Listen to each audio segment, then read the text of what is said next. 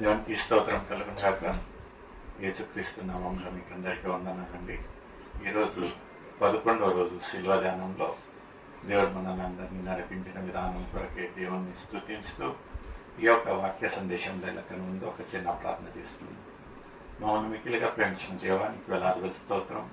గడిచిన ఒక 10 రోజుల శిల్వ ధ్యానాలలో ప్రభు మమ్మల్ని నడిపించిన విధానం కొరకే స్తోత్రం. మాకు ఆత్మీయ జీవితాల ప్రభ నూతనపరిచే బలపరిచే ఒక వాక్యాల ద్వారా మమ్మల్ని నడిపించిన విధానం కొరకే స్తోత్రం ప్రభ. ఇప్పుడు వాక్య సందేశం వెళ్తుండగా ప్రభ ఒక యోగ్యత లేనివన్నీ ప్రభ మీ యొక్క బలం దయచేయండి, విశేషమైన పరలోక జ్ఞానంతో నింపుతారంటూ యేసయ్య పరిశుద్ధ నామం అడిగి వేడుస్తున్నాం తండ్రి, ఆమేన్. దేవునికి స్తోత్రం కలుగును గాక. మరోసారి ఈ యొక్క 11వ రోజు శిల్వ ధ్యానంలో మీకు అందరికీ వందనాలండి. ఈరోజు వాక్య సందేశము నిజంగా ప్రతిరోజు దేవుడు ఏదో ఒక రీతిగా మన ఒక ఆత్మీయులకు ఆత్మీయ జీవితంలో నూతన పరిచయానికి ఎంతగానో చక్కటి ఒక వాక్యాలతో మనల్ని బలపరుస్తూ ఉండగా ఈరోజు మనము ఏ వాక్యము దేవుడు మాట్లాడబోతూ ఉంటున్నాడు అనేది మనము ఆలోచన చేసినట్లయితే యోహాను రాసిన సువార్త 13వ అధ్యాయము 31వ వచనం నుంచి 34వ వచనం వరకు మనం చదివి సేకరించండి. ఈరోజు ఒక అంశం వచ్చేసి క్రొత్త ఆజ్ఞ. ఈరోజు మన ఒక అంశం వచ్చేసి కొత్త ఆజ్ఞ. ఇవిడందరికీ ఒక ఆలోచన, ఆజ్ఞలు అంటే 10 ఆజ్ఞలు ఉంటున్నాయి. అయితే ఈ యొక్క 10 ఆజ్ఞలు మోషే ఒక ధర్మశాస్త్ర ప్రకారంగా అప్పట్లో దేవుడి ఆయనకు ఇచ్చిన 10 ఆజ్ఞలు. అయితే నూతన ఈ యొక్క క్రొత్త నిబంధనకు వచ్చినప్పుడు యేసయ్య ఆ ఒక 10 ఆజ్ఞలను మనకు 2 ఆజ్ఞలుగా మార్చినట్టు మనం చూస్తూ ఉంటున్నాము. అందరికీ తెలిసిన ఒక ఆజ్ఞలే. అందులో నేను మీకు ఒక కొత్త ఆజ్ఞ ఇస్తూ ఉంటున్నానని యేసయ్య మనతో పలుకుతుండగా ఈ యొక్క శిలువ ధ్యానాలలో ఆ ఒక కొత్త ఆజ్ఞ మన ఒక ఆత్మీయ జీవితాలను ఎలా బలపరుస్తుంది అనేది మనం చూసుకుందామండి. అదే మత్తయి రాసిన సువార్త, యోహాను రాసిన సువార్త 13వ అధ్యాయము 34-31వ వచనం నుంచి మనం చదివి సేకరించాం. వాడు వెళ్ళిన తరువాత యేసు ఇట్లా నేను ఇప్పుడు మనుష్య కుమారుడు మహిమపరచబడి ఉన్నాడు. దేవుడును ఆయన యందు మహిమపరచబడి ఉన్నాడు. దేవుడు ఆయన యందు మహిమపరచబడని ఎడల దేవుడు తన యందు ఆయనను మహిమపరచు. ఇక్కడ యేసయ్య ఎంత చక్కటి మాట ఏమంటా ఉంటున్నాడంటే, యేసయ్య ఒక దేవుని కుమారుడు నరరూపిగా ఈ యొక్క లోకానికి మన ఒక పాప విమోచనల కొరకై వచ్చినట్టు లేఖనాలలో యోహాను రాసిన సువార్త 3వ అధ్యాయము 16వ వచనంలో అందరికీ తెలిసిన ఒక మాటగా ఉంటున్నది. ఈ యొక్క లోకము నశించకూడదని దేవుడు ఏం చేశాడంట, ఆయన ఒక ఏకైక కుమారుణ్ణి ఈ యొక్క లోకానికి మన ఒక పాప విమోచన కొరకై పంపినట్టు మనం చూస్తూ ఉంటున్నాం. ఇక్కడ ఏమంటా ఉంటుందంటే, మనుష్య కుమారుడు ఎవరండి?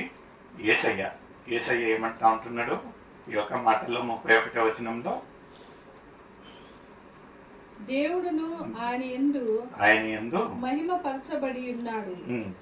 దేవుడు ఆయన యందు మహిమపరచబడని ఎడల దేవుడు తన యందు ఆయనను మహిమపరచును. వెంటనే ఆయనను మహిమపరచును. పిల్లలారా ఇక కొంతకాలము మీతో కూడా ఉందును. మీరు నన్ను వెదుకుదురు. నిజంగా ప్రియమైన సోదర, ఈ యొక్క 40 రోజుల శిల్వ ధ్యానాలలో చాలా కొద్ది సీమితమైన ఒక అంశంలో మనం ఉంటున్నాము.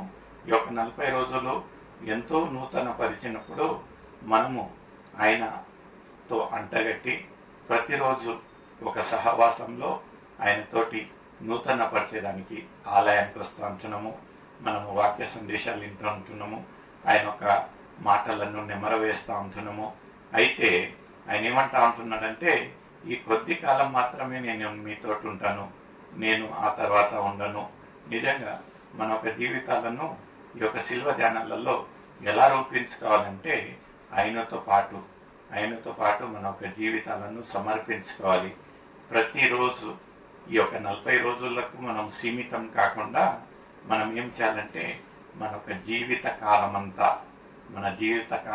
ఆయనను మనము స్తుతించాలి. ఆయన యొక్క మాటలను నెమరవేయాలి. ఒక సాక్ష్యం ఉండాలి. ఒకరినొకరికి మనము హెచ్చరించుకుంటా ఉండాలి. ఎలా ఉంటున్నది మళ్ళీ మనల్ని ఆత్మీయ రీతిగా బలపరిచేదానికి ఆయన ముందుగా ఏం చెప్తా ఉంటున్నాడండి? నేనెక్కడికి వెళ్ళుదునో అక్కడికి మీరు రాలేరని యూదులతో చెప్పిన ప్రకారము ఇప్పుడు మీతోనూ చెప్పుచున్నాను. మీరు ఒకరినొకరు ప్రేమింపవలెను. గొప్ప మాట చూడండి.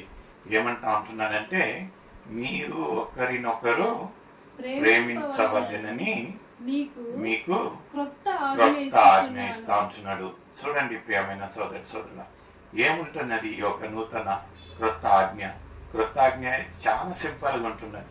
ఏమంటా ఉంటున్నదంటే మీరు ఒకరినొకరు ప్రేమించుకోవాలి. నిజంగా ప్రియమైన సోదరుల, ఈ యొక్క శిల్వ ధ్యానాల్లో మనం గొప్పగా ప్రతిరోజు ఏదో ఒక అంశం తీసుకున్నాను. అందులో మనకు తెలిసే ఒక మాటలు ఏముంటున్నాయంటే యేసుని ప్రేమ, యేసుని యొక్క కృప, యేసుని యొక్క త్యాగము, మన కొరకై ఆయన చూపించిన ఆ ఒక త్యాగము. నిజంగా ఇక్కడ ఇంకా ఏమంటా ఉంటున్నాడు? నేను ఒక క్రొత్త ఆజ్ఞ మీకు ఇస్తా ఉంటున్నాను. ఆ ఆజ్ఞ ఏమనగా ఒకరినొకరు ప్రేమించుడి.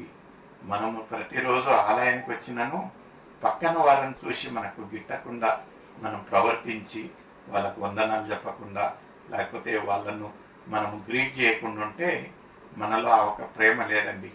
40 రోజులు మనం సతతంగా క్రమంగా వచ్చి దేవుని ఆలయంలో ఉన్నాను, 40 రోజుల్లో మనము ఉపవాసం ఉన్నాను, 40 రోజులు ఎంత మంచి క్రియలు చేసినానో మన ఎదుటి వారిని మనము ప్రేమించకపోతే అంత వ్యర్థము. ఇక్కడ ఇంకా యేసయ్య ఏమంటా ఉంటున్నాడంటే నేను ఒక కొత్త ఆజ్ఞ మీకు ఇస్తా ఉంటున్నాను. ఆ ఆజ్ఞ ఏమనగా ఒకరినొకరు ప్రేమించుడి. నిజంగా ఆయన మనల్ని ఎలా ప్రేమిస్తూ ఉంటున్నాడో, ఆయన మనల్ని ఎలా ప్రేమించాలని మనం ఆశిస్తూ ఉంటున్నామో ఆయన ఏమంటా ఉంటున్నాడంటే మీరు కాలా ఆ ఒకరినొకరు మీరు ప్రేమించినట్లయితే నిజంగా దేవుణ్ణి మహిమపరిచేదానికి ఒక గొప్ప సంగతి అవుతుంది. నిజంగా ప్రియమైన సోదరుడా, ఈరోజు దేవుడు మీతో మాతో అడిగే ఒక ప్రశ్నగా ఉంటున్నది, ఎలా ఉంటున్నది మన ఒక ఆత్మీయ జీవితం?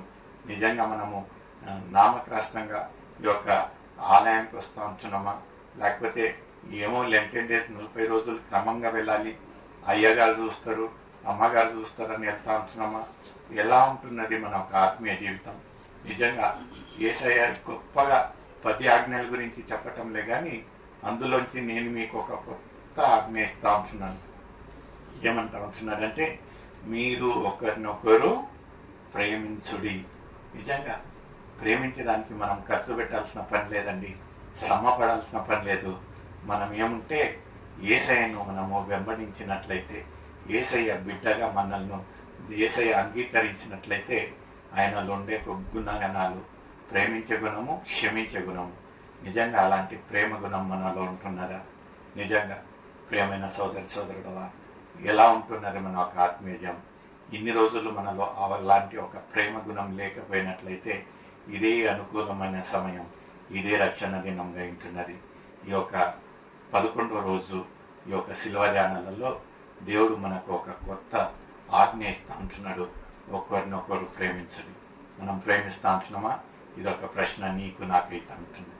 May God bless you. Thank you.